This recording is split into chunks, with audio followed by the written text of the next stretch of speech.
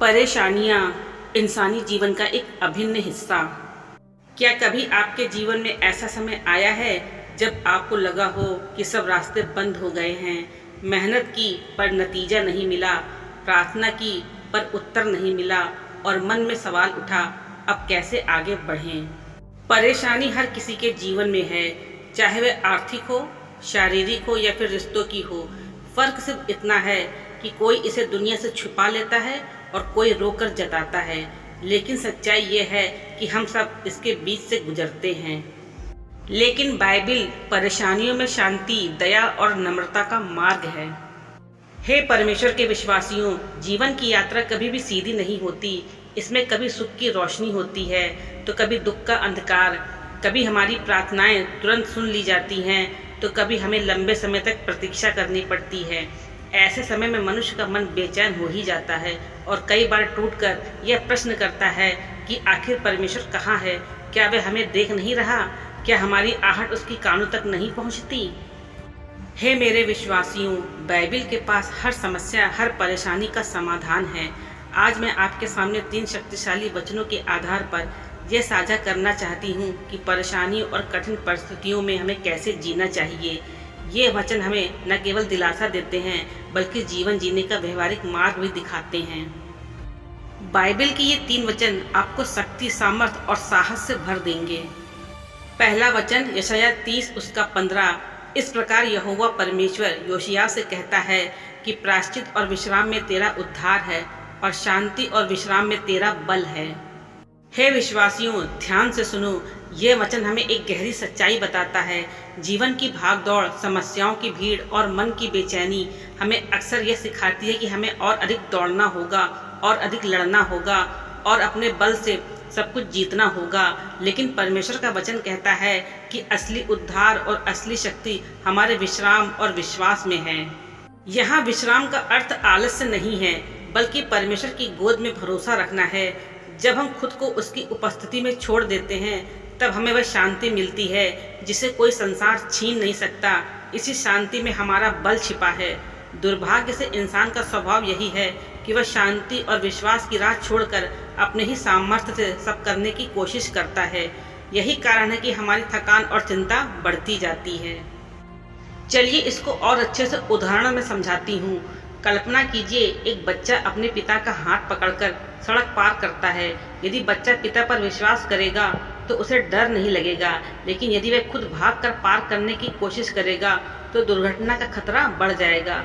उसी प्रकार जब हम परमेश्वर पर विश्वास करते हैं तब हम सुरक्षित रहते हैं। दूसरे वचन को देखें कि बाइबिल क्या कहती है।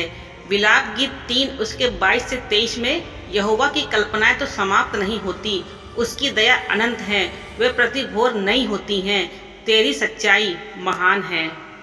बाइबिल का ये वचन भी हमें एक आशा देता है, होप देता है कि जब जीवन टूटता हुआ लगता है, तब चारों ओर केवल निराशा का अंधकार होता है, तब यह याद रखना जरूरी है कि परमेश्वर की दया कभी समाप्त नहीं होती।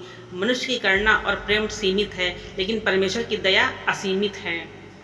हे मेरे विश्वासियों, ये एक आशा, एक उम्मीद का वचन है। हर सुबह सूरज उगता है और हमें नया दिन देता है। उसी प्रकार परमेश्वर की करुणा और दया भी हर सुबह हमारे लिए नई होती है।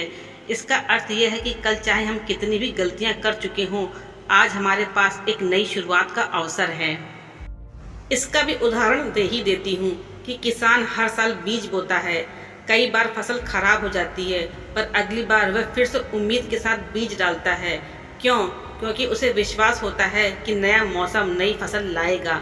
उसी तरह परमेश्वर की दया हर दिन में नया अवसर देती है। ये तीसरा वचन क्या कहता है, चलिए जानते हैं। मीका 6:8 में कि परमेश्वर ने मनुष्य को बता दिया है कि अच्छा क्या है और वह यहोवा से वह चाहता है कि वह न्याय के काम करे, दया से प्रेम करे और अपने परमेश्वर के साथ नम्रता से चले। यह वचन हमें परेशानियों में भी जीवन का सही मार्ग दिखाता है। कई लोग सोचते हैं कि परमेश्वर को प्रसन्न करने के लिए हमें बड़े बड़े धार्मिक कार्य करने होंगे, कठिन तपस्या करनी होगी या बहुत भव्य अनुष्ठान करने होंगे, लेकिन बाइबिल हमें सिखाती है कि परमेश्वर को हमारी भव्यता से अधिक हमारी सादगी और नम्रता प्रिय है।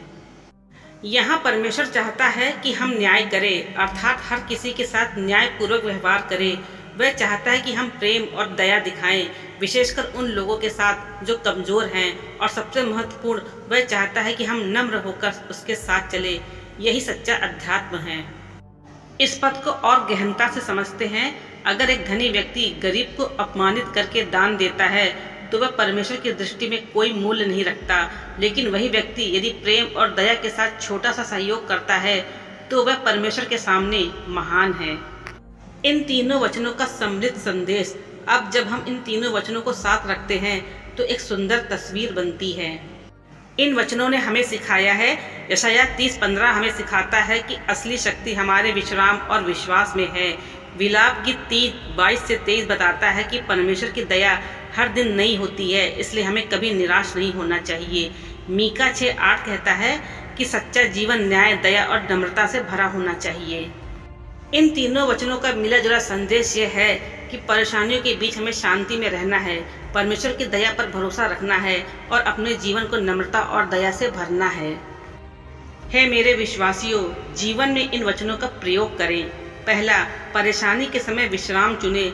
जब मन दौड़ता है और चिंता से भर जाता है तो अपने आप को परमेश्वर के सामने शांत करें, प्रार्थना में बैठे, बाइबिल खोलें और उसका वचन पढ़ें। दूसरा, हर सुबह को नई शुरुआत माने, चाहे कल कितना भी बुरा क्यों ना हो। आज एक नया अवसर है, परमेश्वर की दया नई है, इसलिए हम भी खुद को नया माने। तीसरा, न्याय और दया के मार्ग पर चले। अपने रिश्तों में, काम में और हर परिस्थिति में न्यायपूर्ण और दयालु बने। यह न केवल आपके जीवन को हल्का करेगा बल्कि आपके चारों ओर शांति भी फैलाएगा। हम जिंदा हैं, इसलिए जीवन में परेशानियां आएंगी ही आएंगी, लेकिन हमें टूटना नहीं है।